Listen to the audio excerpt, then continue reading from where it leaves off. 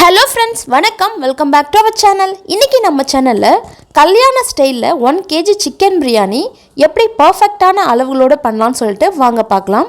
இன்றைக்கி நம்ம வடி பிரியாணி பண்ணுறதுனால ஒரு 3 லிட்டர் தண்ணியை ஸ்டவ் ஆன் பண்ணி சிம்மில் வச்சு ஒரு பக்கம் வச்சுருக்கேன்.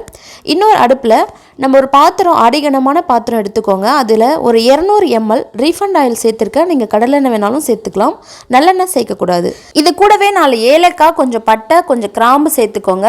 இது கூட 400 கிராம் வெங்காயத்தை நல்லா பொடி பொடியாக நறுக்கி வச்சுருக்கேன், நீளமாக. அதையும் சேர்த்து நல்லா வெங்காயம் பொன்னிறம் அளவுக்கு நம்ம வதக்கி எடுக்கணும். அப்போ தான் நம்மளுடைய பிரியாணி டேஸ்ட்டாகவும் கலர்ஃபுல்லாகவும் இருக்கும்.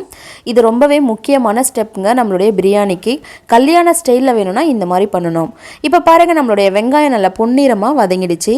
இந்த சமயத்தில் ஒரு 1/4 கட்டு அளவுக்கு கொத்தமல்லி தழையை நல்லா பொடி பொடியாக நறுக்கி சேர்த்துக்கோங்க. இது நம்மளுடைய பிரியாணிக்கு நல்ல ஒரு ஃப்ளேவர் கொடுக்கும்.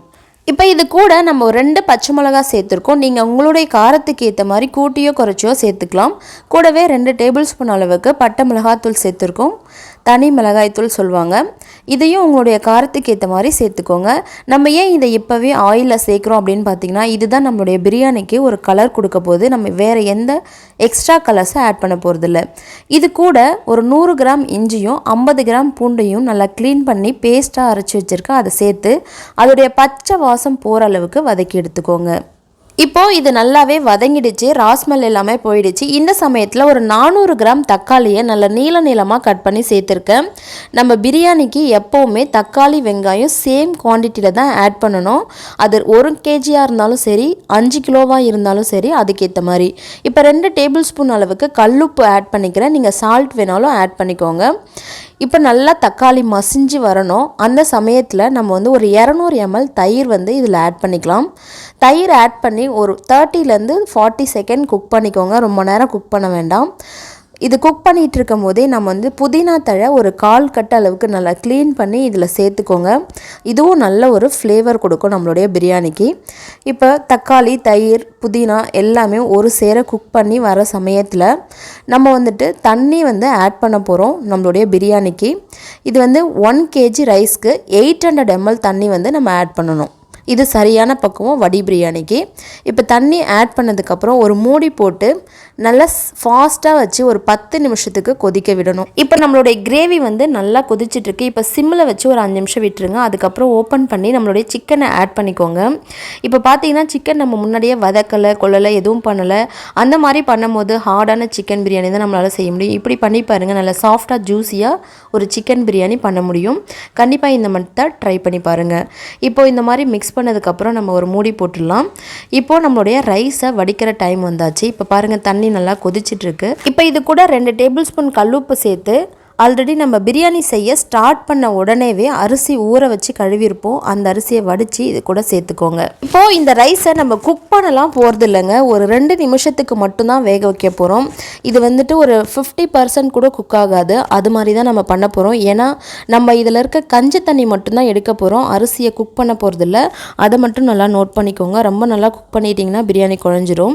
இப்போ பார்த்தீங்கன்னா தெரியும், அதோடைய சைஸ் டபுள் ஆகிருக்கு. அந்த நீளமாக இருக்குது பாருங்கள், சேமியா மாதிரி.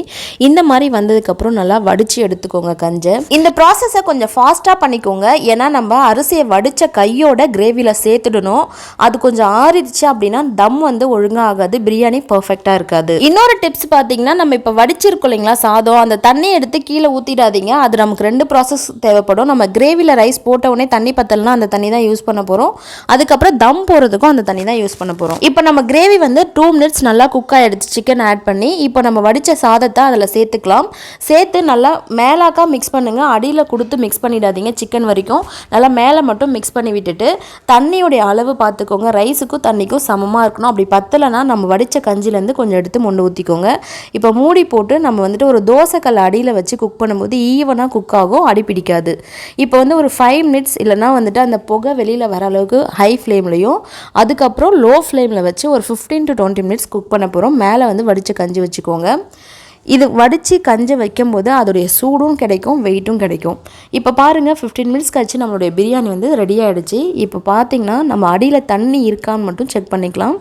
பாருங்கள் எவ்வளோ சூப்பராக நீளமாக நம்மளுடைய பிரியாணி நல்லா உதிரியாக ரெடி ஆகிருக்குன்னு சொல்லிட்டு இதே மாதிரி ஸ்டைலில் நீங்களும் பண்ணி பாருங்கள். கண்டிப்பாக உங்கள் வீட்டில் எல்லாருக்குமே பிடிக்கும். இப்போ பார்த்திங்கன்னா அடியில் எந்த தண்ணியும் இல்லை, சூப்பராக பர்ஃபெக்டாக நம்மளுடைய பிரியாணி வந்து ரெடி ஆகிருக்கு.